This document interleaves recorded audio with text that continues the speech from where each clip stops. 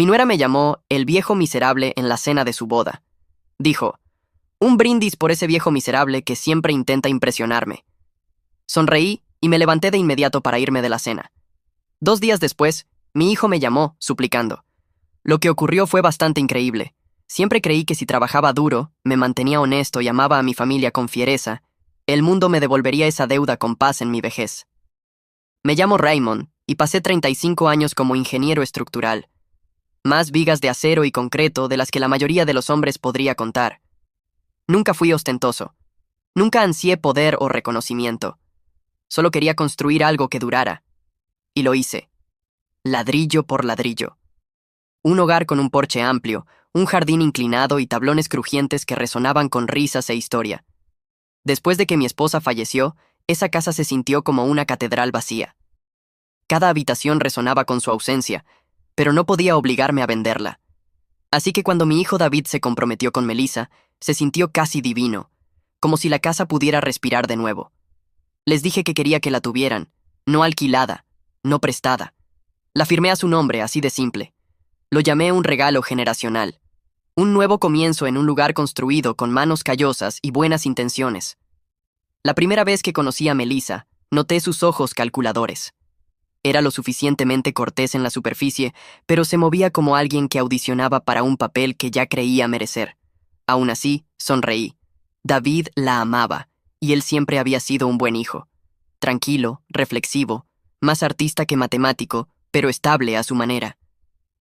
Me dijo que ella lo mantenía con los pies en la tierra, así que no dije nada cuando hacía pequeños comentarios sobre el papel tapiz anticuado, sobre mis adorables sillitas de jardín, o incluso sobre mis estanterías polvorientas.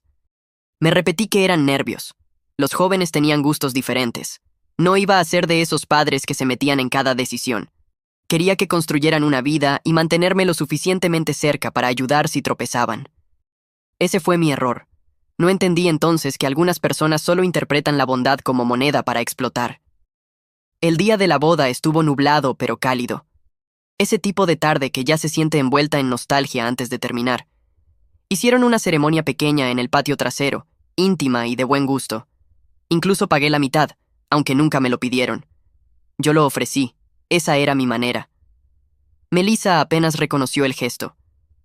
Pasaba a mi lado con besos al aire y calidez fingida, como si yo fuera un adorno más que un participante, pero mantuve mi paciencia. Llevé la corbata favorita de mi difunta esposa. Me puse de pie cuando me lo pidieron. Sonreí para las fotos. Brindé en silencio desde un costado, sabiendo lo sentimental que podía volverme. No quería hacer que ese día se tratara de mí. No fue hasta la cena, después del pastel y el baile, cuando realmente los vi por quienes eran, quién era ella y en qué estaba él dispuesto a convertirse por ella. Estábamos todos sentados en el área techada, con luces colgando de las vigas, las risas elevándose sobre la música suave. Melissa ya había bebido demasiado champán, tenía las mejillas enrojecidas y la voz lo bastante alta como para llamar la atención. Se levantó, copa en mano, tambaleándose un poco mientras golpeaba con un tenedor el borde. «Solo quiero agradecerles a todos», dijo riendo. «Especialmente al papá de David por siempre esforzarse tanto en impresionarme». La gente rió de manera incómoda. Luego agregó más fuerte. «En serio, un brindis por ese viejo miserable que nunca logró descifrarme». Sus amigas estallaron en carcajadas. Incluso David esbozó una sonrisa, con los ojos fijos en su servilleta. Sentí cómo se me apretaba el pecho. Recuerdo el momento exacto en que sus palabras se registraron como una aguja atravesando tela suave. Las risas, las copas chocando, y mi hijo, en silencio. No me inmuté. No hablé. Esbocé una leve sonrisa, me levanté de mi asiento, asentí sin mirar a nadie en particular, y me marché. Sin escenas, sin portazos, solo una salida silenciosa. Al menos mi dignidad se mantuvo intacta. El trayecto a casa duraba apenas 15 minutos, pero se sintió como cruzar un continente. No lloré, no me enfurecí. Solo repetía en mi cabeza una y otra vez. Viejo miserable, siempre intentando impresionar. Como si mis gestos de buena voluntad hubieran sido patéticos, como si todo lo que había dado no fuera más que una actuación desesperada. Entonces lo entendí. Nunca quisieron la casa. Querían la propiedad. Querían la seguridad de mi pasado sin la carga de respetarlo. Melissa nunca me vio como familia. Me vio como un obstáculo, una reliquia vieja que estorbaba en la vida pulcra que quería. ¿Y David? Él tuvo una elección. En ese momento, eligió su risa en lugar de mi presencia. Eligió el silencio en lugar de la solidaridad. Esa traición fue más fuerte que cualquier insulto. Pasé los siguientes 2 días en silencio. Apagué el teléfono, ignoré el timbre. Me senté en la mesa de la cocina con un bloc amarillo y un bolígrafo y enumeré todo lo que había hecho por ellos en los últimos 3 años. Cada regalo económico, cada rescate de emergencia, cada favor. No por rencor, sino por claridad. Necesitaba verlo escrito. Luego hice una llamada a mi abogado. La casa, aunque regalada de corazón, nunca había sido transferida formalmente. Yo seguía teniendo la escritura. Ese fue mi descuido, y ahora, mi salvación. Le dije que quería ponerla en venta de inmediato. Sin demora, sin explicación. Me preguntó una vez si estaba seguro. Respondí, más que seguro. Porque por primera vez en mi vida no me sentía padre. Me sentía un tonto que confundió provisión con propósito. Esa casa significaba algo para mí. Era la última pieza viva de mi vida.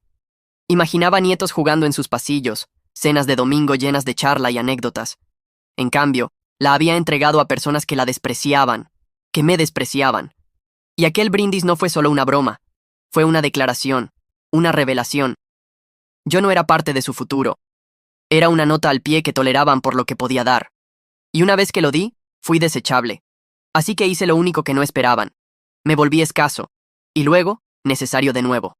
No por venganza, sino por respeto propio. Si tenía que ser el villano en su historia, que así fuera. Pero prefería ser un villano con columna vertebral que un padre que siempre pone la otra mejilla solo para ser invitado al próximo insulto. No respondí a la primera llamada de David ni a la segunda.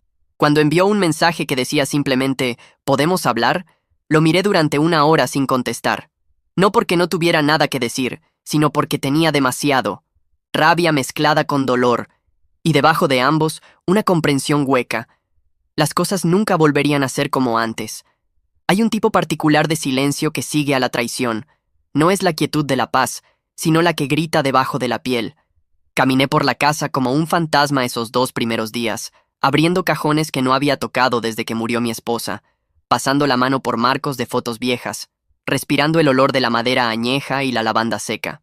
Ya no lloraba por el insulto en sí. Lloraba por la ilusión a la que me había aferrado. La idea de que el amor, especialmente el familiar, garantizaba respeto. Porque no lo hace. Nunca lo hizo. Y ahora yo era solo un hombre solo en una casa llena de recuerdos, viendo cómo la base de la paternidad se resquebrajaba bajo mis pies. Llamé a mi abogado la mañana después de esa larga noche solitaria. Le dije que procediera a poner la casa en el mercado de inmediato. Parecía sorprendido, como si no esperara que lo llevara hasta el final. Supongo que pensó que me enfriaría, que el tiempo y la culpa suavizarían la herida. Pero ya no estaba enojado. No en el sentido habitual. No me movía la venganza, sino la claridad. Les dije que ellos habían tomado su decisión. Ahora yo tomaba la mía. El proceso legal fue rápido, más rápido de lo que anticipé. Como la escritura nunca fue transferida legalmente, ellos no eran propietarios, eran invitados. Y como invitados, su bienvenida había expirado. La notificación de desalojo llegó en 48 horas. Me advirtieron que podría ponerse feo. Dije que no me importaba. Había resistido tormentas peores. Lo que importaba ahora era el principio. Ellos se habían reído de mí, me habían humillado públicamente y asumieron que lo tragaría como un anciano demasiado desesperado por ser querido. El primer golpe real vino cuando David volvió a llamar, esta vez en pánico. Eran las 10:37 p.m. Casi no contesté, pero algo en mí quería escuchar su voz, ver si decía lo correcto. «Papá», dijo de inmediato. «Acabamos de recibir una notificación de desalojo. ¿Qué demonios está pasando?» Sin saludo, sin disculpa, solo pánico y acusación. Me recosté en la silla, mirando la pantalla oscura del televisor frente a mí. «Es exactamente lo que dice», le respondí con calma. «Tienen 30 días para desalojar». Hubo una pausa al otro lado y luego... «¿Hablas en serio? ¿Vas a hacer esto por una broma?» Melissa estaba borracha. No lo decía en serio. Dejé que esas palabras colgaran en el aire. Podía oír su voz de fondo, chillona y furiosa, preguntando qué había dicho yo. No respondí enseguida. Quería que el silencio le pesara como me pesó a mí. que se asentara en su estómago como plomo frío. Ella me llamó viejo miserable, dije finalmente, con voz firme, delante de todos. Y tú, hijo mío, te reíste. David empezó a balbucear, intentando explicar, minimizar. No fue así, dijo. Solo estábamos bromeando. Era una broma. La gente estaba bebiendo. Vamos, papá. Pero yo no iba a aceptarlo. No, David. Fue una falta de respeto. Y tu silencio fue un acuerdo. No me defendiste. No la pusiste en su lugar. Solo te sentaste ahí como si todo estuviera bien. Podía oír tu respiración agitada. ¿Así que nos echas? ¿Arruinas nuestras vidas porque tu ego salió herido? Fue entonces cuando sentí que algo dentro de mí se rompía, no con furia, sino con determinación. Te di un regalo. Lo convertiste en un arma. Y ahora recupero lo que es mío. ¿Quieres un lugar propio? Encuéntralo. Trabaja por él como lo hice yo, porque en esta casa el respeto no es opcional. Colgó. Sin adiós, sin resolución, solo el sonido de una puerta cerrándose de golpe a través de una línea muerta. Me quedé en la oscuridad después, escuchando el silencio otra vez, pero esta vez no era doloroso. Era necesario, como limpiar una herida para que sane bien. No dormí mucho esa noche, pero tampoco me revolví en la cama. Estaba despierto, recordando todos los cumpleaños, las rodillas raspadas, la matrícula universitaria, los viajes nocturnos cuando se le descomponía el coche. Todas las formas en que siempre estuve ahí sin dudar, y cómo todo se borró tan rápido por la sonrisa burlona de una mujer y el silencio cobarde de mi hijo. Entonces entendí que ser padre no significa ser un felpudo. Significa enseñar lecciones, incluso cuando duelen, especialmente cuando duelen. Durante la semana siguiente recibí una avalancha de llamadas y mensajes. La madre de Melissa me llamó cruel y rencoroso. Un primo me escribió que debía ser el hombre más grande. Un ex colega vio una publicación vaga que Melissa había hecho en Facebook y me preguntó si todo estaba bien. No respondí a ninguno. No le debía explicación a nadie. Lo que había hecho no fue venganza, fue corrección. Una recalibración largamente necesaria de los límites. Cuando la gente te muestra quién es, cuando se burlan de tu bondad y se ríen en tu cara, o lo aceptas o cambias los términos de la relación. Yo cambié los términos. Y por primera vez en años, sentí que no me estaba encogiendo para hacer espacio a personas que nunca habían hecho espacio para mí. Entonces llegó la carta. Un sobre escrito a mano, sin remitente, solo mi nombre en la caligrafía reconocible de David. Dentro había una sola hoja. «Papá», empezaba. Metí la pata. Admitió que le avergonzaba cómo lo había manejado. Dijo que no supo cómo hablar en ese momento sin empezar una pelea. Dijo que Melissa podía ser dura cuando bebía. Dijo que tenía miedo de que yo me alejara. Esa parte dolió más. Tenía miedo de que yo me alejara, como si no hubiera estado siempre en la orilla llamándolo con la mano todo este tiempo. La carta terminaba con: «Por favor, reconsidera. No dejes que este sea el final». La leí 2 veces. Luego la doblé con cuidado, la puse en el cajón donde guardaba las cartas de mi esposa y lo cerré sin responder. Porque esto no era el final. Era el comienzo. De límites, de silencio, de paz ganada con dolor. No odiaba a mi hijo, pero tampoco podía confiar en él. No todavía. Tal vez nunca. Esa es la parte que nadie te dice sobre la paternidad. No se trata solo de amor, se trata de límites. Y yo finalmente había encontrado los míos. La llamada llegó una semana después de la carta, y algo en el momento me dijo que no sería una disculpa. Estaba sentado en la sala de sol, tomando café negro, viendo cómo la luz de la mañana se extendía por las baldosas cuando mi teléfono vibró en la mesa. El nombre de David iluminó la pantalla. Lo miré un rato, pensando en todos esos años en los que dejaba todo por escuchar su voz, cuando era pequeño, y yo todavía era su héroe. Finalmente contesté, no porque esperara algo nuevo, sino porque necesitaba escuchar por mí mismo qué tipo de hombre había decidido ser mi hijo. «Papá», empezó con la voz tensa, como alguien que intenta contener la rabia o el arrepentimiento.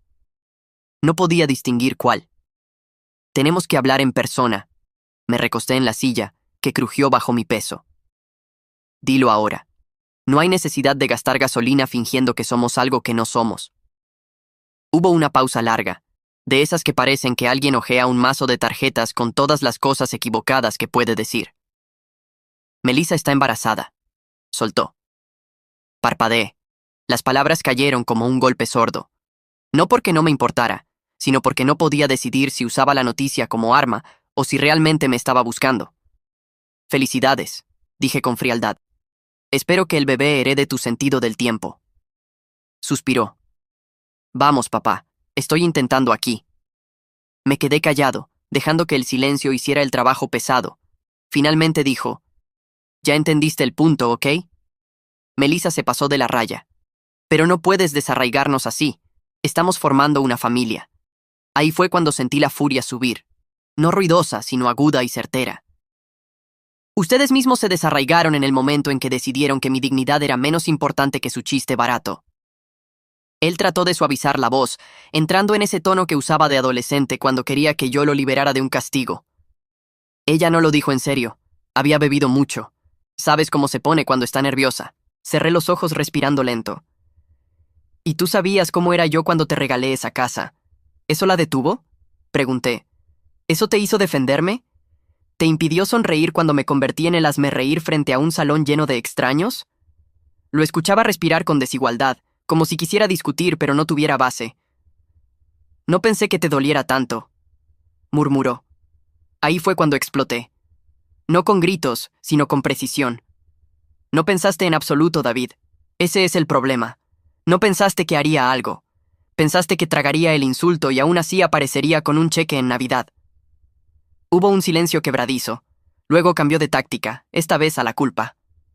No tenemos a dónde ir, papá. Los padres de Melissa tienen un lugar muy pequeño. Está siendo difícil. Asentí, aunque él no podía verlo. Será más difícil aún. Pero así es como se aprende. Yo aprendí. Escuché a Melissa de fondo, su voz aguda y amarga preguntando, ¿estás cediendo? No sabía que la llamada estaba en altavoz. Reconocí la acústica, el eco de una cocina demasiado abierta para la privacidad. Ese fue su error.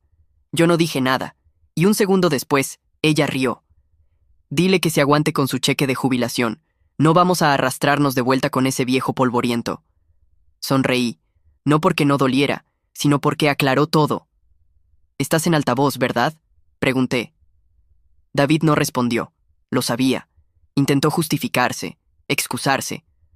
Ella no quiso decir eso, ella pensaba... Lo interrumpí. David, no te molestes. Escuché lo que necesitaba.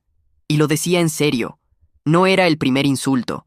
Era la confirmación de que no fue un accidente. Así era ella y, peor aún, así era él al elegir estar con ella con los ojos abiertos. La casa se venderá en 3 semanas, dije. Usa ese tiempo sabiamente. No respondió. Esperé un momento y añadí una última cosa antes de colgar. Solía pensar que amarte significaba protegerte de las consecuencias, pero ahora sé que significa dejarte sentirlas. Y con eso terminé la llamada. Sin gritos, sin maldiciones, solo un padre saliendo al fin de la sombra de sus propias expectativas. Las secuelas de esa llamada pesaron en mi pecho el resto del día. No era arrepentimiento, era peso. El que viene de soltar un sueño. Siempre imaginé envejecer rodeado de familia, viendo a los nietos correr por los pasillos de la casa que construí con mis propias manos. Pensé que mi legado estaría en comidas compartidas, fiestas tranquilas, recuerdos cálidos. Pero el legado, aprendí ahora, no es lo que dejas atrás, sino con quién lo dejas. Y si no pueden cargarlo con respeto, no merecen cargarlo en absoluto. Pensé en mi esposa, en cómo solía decir, el respeto nunca se negocia, ni siquiera con la familia. Antes creía que era demasiado dura. Ahora entendía que simplemente había vivido lo suficiente para ver la verdad antes que yo.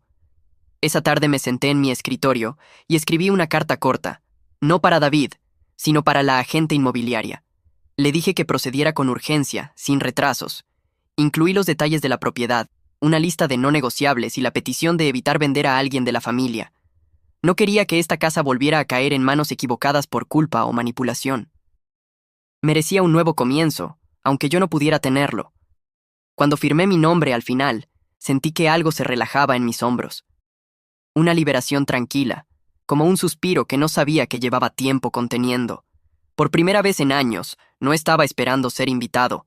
Me marchaba con mi nombre intacto. A la mañana siguiente di un paseo por el vecindario. Algunos vecinos me saludaron con la cabeza. Otros preguntaron si estaba bien. Habían oído rumores. Simplemente sonreí y dije, estoy bien, solo limpiando la casa. La mayoría no insistió. Los que lo hicieron recibieron de mi parte un pequeño encogimiento de hombros y un... La familia es complicada. Y era cierto. La familia es desordenada, enredada, muchas veces injusta, pero también es una elección. Y yo ya había terminado de elegir a personas que me veían como un recurso y no como una persona. Había pasado demasiado tiempo confundiendo obligación con conexión. Y esta era mi rendición de cuentas. No supe nada de David durante varios días después de eso. Sin llamadas, sin mensajes, solo silencio. Y en ese silencio encontré claridad. Ya no estaba enojado. Estaba decepcionado, pero no roto. Había sobrevivido a cosas peores. La vida tiene la manera de ponerte a prueba justo en el borde de lo que creías tu límite final, solo para mostrarte que aún queda algo más. Yo tenía mi dignidad. Yo tenía mi paz. Y tuve la fuerza para hacer lo que la mayoría de los padres nunca hacen. Decir basta y decirlo en serio. Todo empezó con susurros. Sutiles al principio, como la forma en que un vecino se detenía un poco demasiado antes de saludar, o como alguien en el supermercado me miraba de reojo y luego se inclinaba para susurrar algo a la persona a su lado. Caminaba junto a personas que había conocido durante años, gente que había pedido prestadas herramientas de mi garaje o compartido guisos con mi esposa cuando aún vivía, y de repente sus sonrisas eran rígidas, sus saludos cargados de curiosidad en lugar de calidez. No necesitaba escuchar cada palabra para saber lo que circulaba. Siempre empieza con una pregunta. ¿Escuchaste lo que hizo Raymond? Y luego se propaga como humo de un fuego que nadie quiere admitir que está avivando. Esperaba la reacción, siendo honesto, pero lo que no esperaba era lo rápido que la gente eligió bandos, y cuántos de ellos no eligieron el mío. Unos días después de la llamada con David, mi hermana Ellen me llamó al teléfono fijo. Su voz era dura, quebradiza de juicio. «Ray, ¿qué estás haciendo?», soltó. «Echaste a tu propio hijo. ¿Por un brindis? ¿Qué te pasa?». Cerré los ojos, conté hasta 3 y respondí con calma. No fue solo un brindis, Ellen. Fue todo lo que llevó a eso y todo lo que siguió. Pero ella no escuchaba. Ya estaba arrodillada en la narrativa que Melissa seguramente le había contado. «Van a tener un bebé, por el amor de Dios. Los estás echando a la calle mientras ella está embarazada».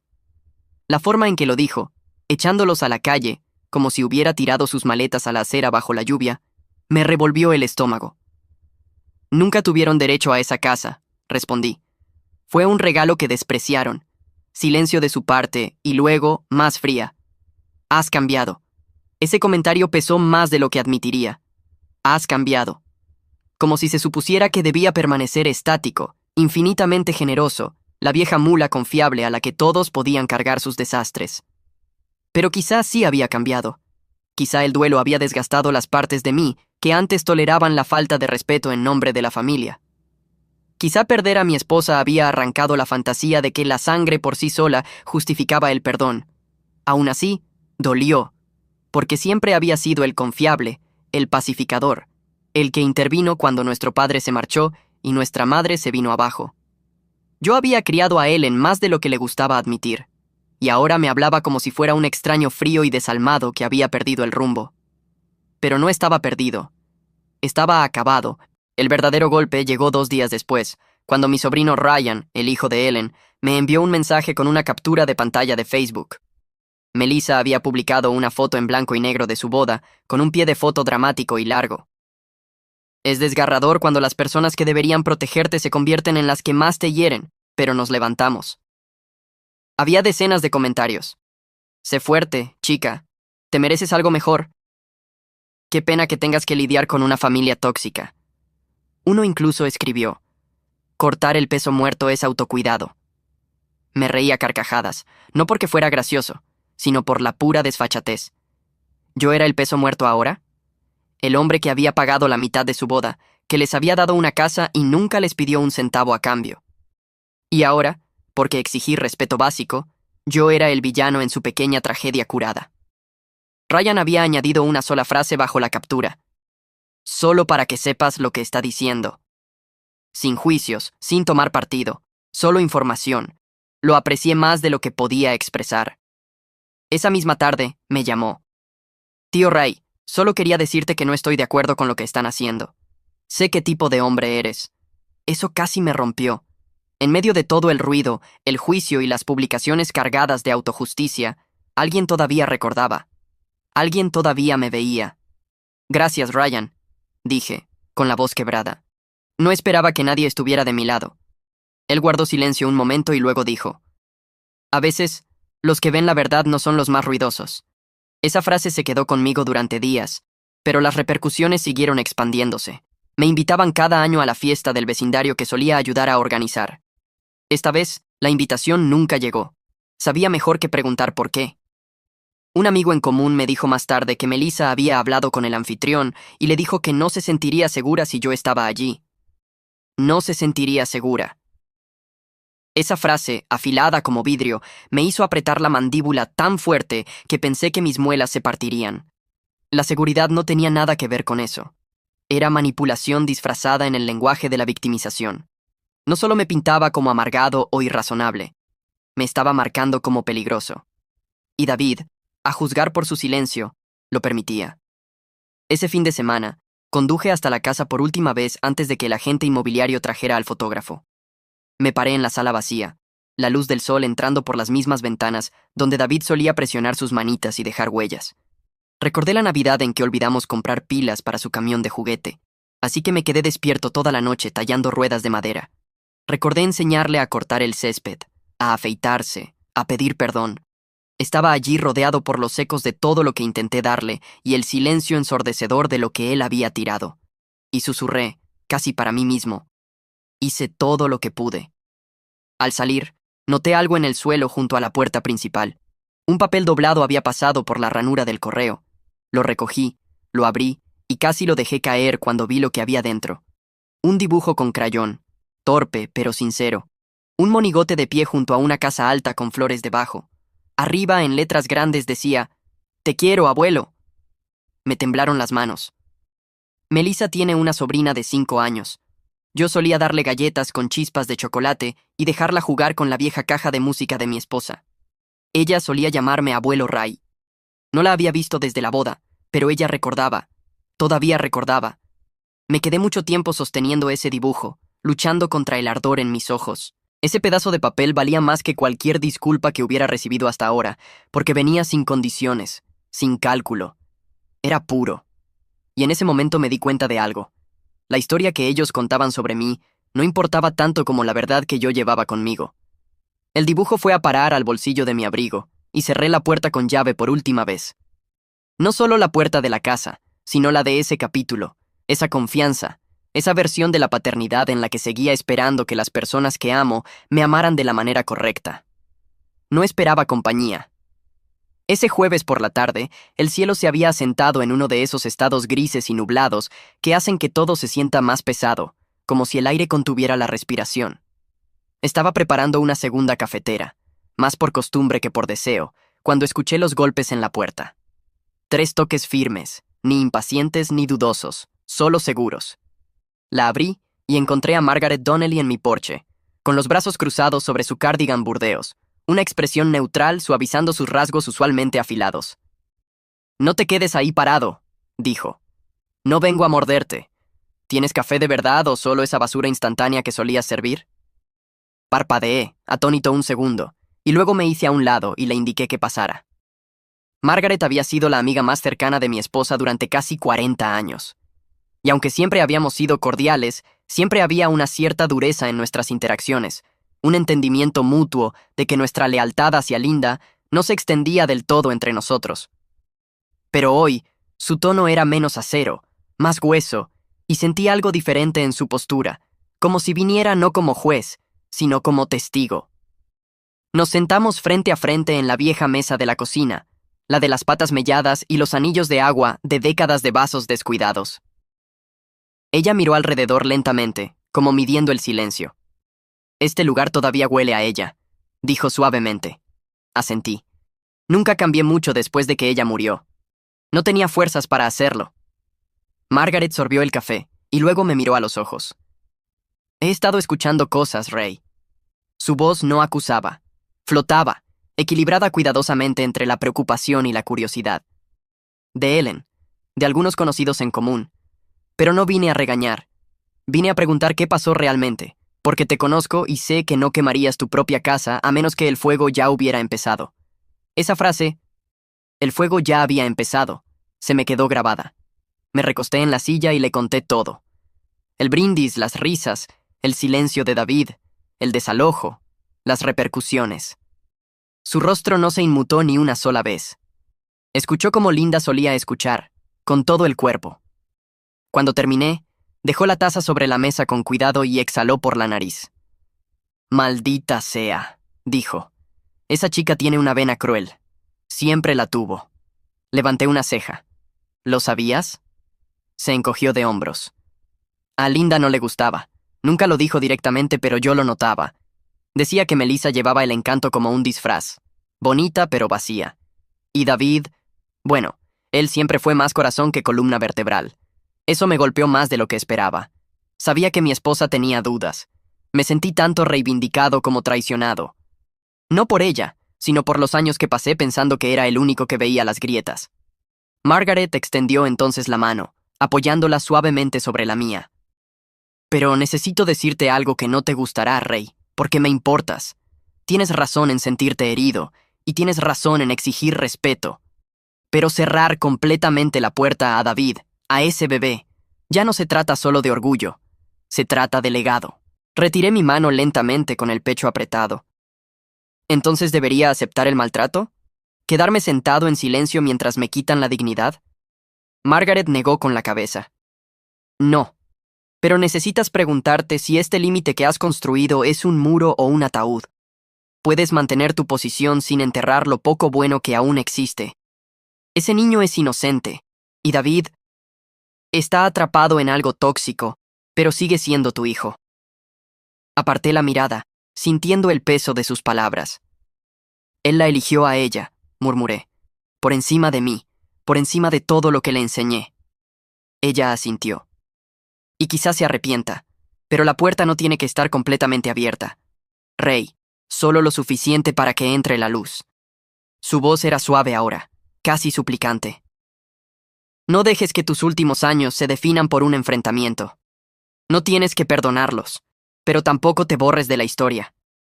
Nos quedamos en silencio un buen rato después de eso. Yo miraba el vapor que subía de su café, pensando en el dibujo con crayones de mi nieta, en los pequeños pies que algún día podrían caminar por mis pasillos, en la versión de mí mismo en la que me había convertido. Rígido, inmóvil, todo principio y sin espacio para la complejidad. No quería ser ese hombre, pero tampoco podía ser el hombre que toleraba la falta de respeto en nombre de la unidad familiar. «No sé cómo volver de esto», dije finalmente. Margaret sonrió débilmente. «No tienes que volver. Solo no quemes todos los puentes. Déjalos aprender su lección. Y si algún día lo hacen, estate allí para recordarles quién eres. No porque lo merezcan, sino porque tú lo mereces». Después de que se fue, me quedé junto a la ventana y la vi caminar por el sendero. Sus hombros erguidos, su paso firme. Margaret nunca fue de sentimentalismos, pero me había dado algo que no sabía que necesitaba. Un camino hacia adelante que no exigía rendición. Esa tarde me senté y escribí otra carta. No a David esta vez, sino al niño aún no nacido. No conocía su nombre, su rostro, ni siquiera su género. Pero quería que supiera que, hace mucho tiempo, hubo un hombre que construyó una casa con amor, la entregó con esperanza y la perdió por orgullo, pero que nunca dejó de creer que algunas cosas, algunas personas, valen la espera. La sellé, escribí, «Ábrela cuando estés listo», en el sobre, y la guardé en el mismo cajón que la primera disculpa de David.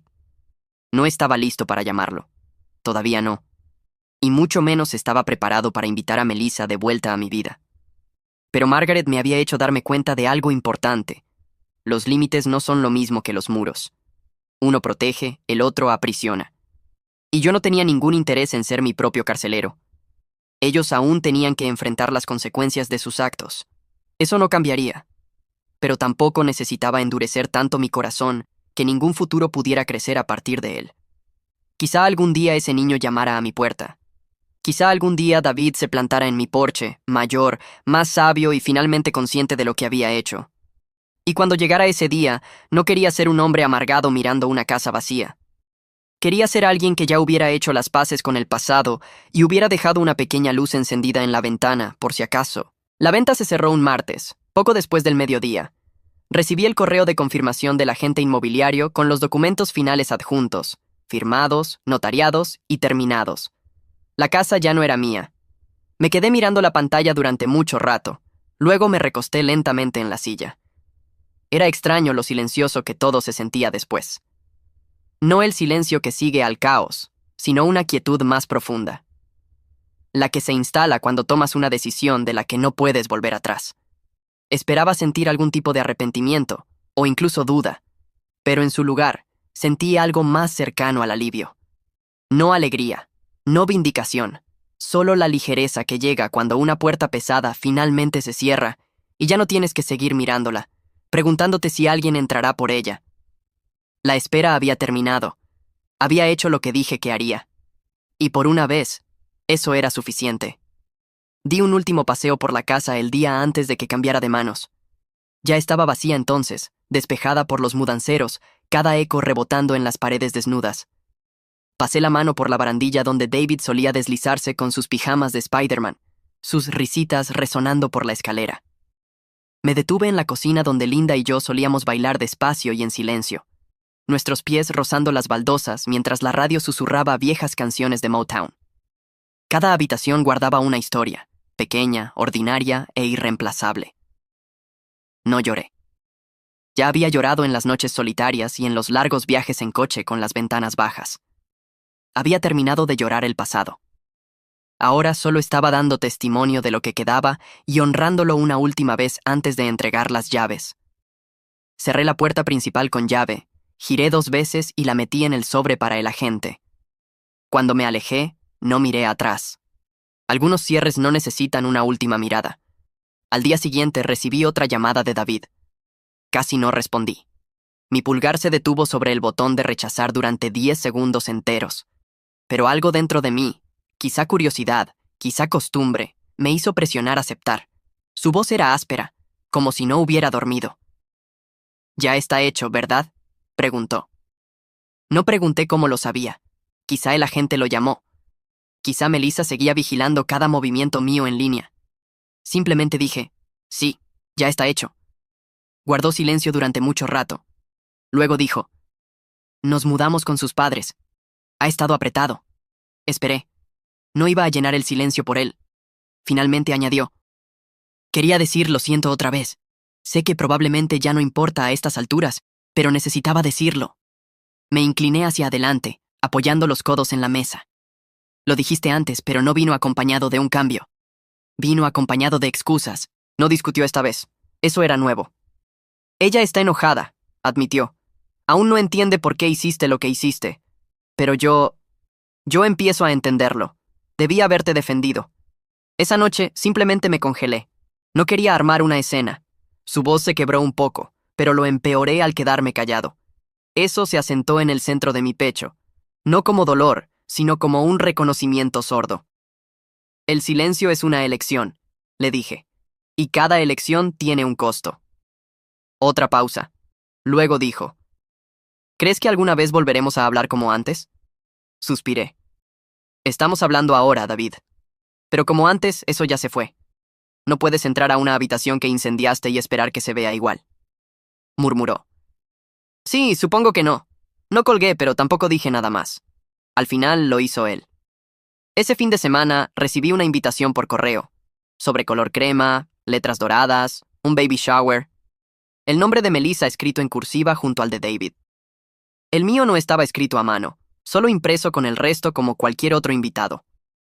Ese pequeño detalle decía más que la invitación en sí. Sabía exactamente lo que significaba. No era una oferta de paz. Era una actuación, una manera de parecer magnánimos, de decir a los demás, «Lo intentamos». Rehusé. Sostuve la tarjeta en mis manos durante un buen rato, mirando la línea del RSVP. Luego la volteé y escribí una breve nota en el reverso. «Deseo que tu hijo tenga una vida llena de amor y respeto. No asistiré». La sellé en un sobre en blanco y la devolví por correo a la mañana siguiente. Unos días después, me senté y finalmente le escribí a David. No una carta larga, solo lo suficiente para decir lo que había que decir. Le dije que esperaba que encontrara la fuerza que aún no sabía que tenía.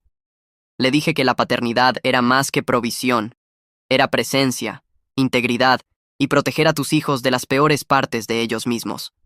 Le dije que yo estaría aquí, no siempre cerca, pero nunca completamente ausente. Y terminé con una sola frase. Siempre seré tu padre, pero no tu tonto. No fue cruel. Fue claro.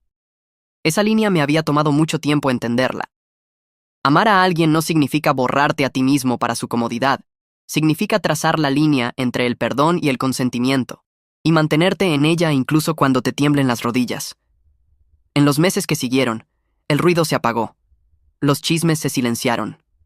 Algunos vecinos volvieron a sus rutinas de charla trivial. Otros se mantuvieron alejados. Eso estaba bien para mí. La paz no necesita multitud. Pasé más tiempo en mi jardín, replantando las viejas rosas de Linda y arreglando el cobertizo. Di largos paseos por la mañana. Dejé que la radio tocara las viejas canciones con las que solíamos bailar y cociné comidas que no había probado en años. La vida no se sentía emocionante, pero sí real, honesta, mía. Y eso era suficiente. Una mañana de principios de primavera, encontré un pequeño sobre en mi puerta. Sin sello, solo una letra que no reconocía. Dentro había un dibujo, otro más, esta vez de un bebé con grandes ojos redondos, sonriendo frente a un sol. Sin palabras, solo la imagen. Sonreí y lo guardé en el mismo cajón con los demás. No cambiaba nada, pero me recordaba que incluso en las historias rotas, todavía hay pequeños y suaves momentos que valen la pena conservar. No todos los gestos tienen que reabrir una puerta. Algunos solo te recuerdan por qué la cerraste. Esa tarde me senté en mi porche, mirando el sol ponerse sobre la calle tranquila, con las manos alrededor de una taza de té, el vapor elevándose lentamente, y por primera vez en mucho tiempo, no me sentí enojado, ni amargado, ni triste. Solo me sentí firme, enraizado en las decisiones que había tomado. Los había amado profundamente, y los había dejado ir por completo. Esa era la línea, el límite, el candado.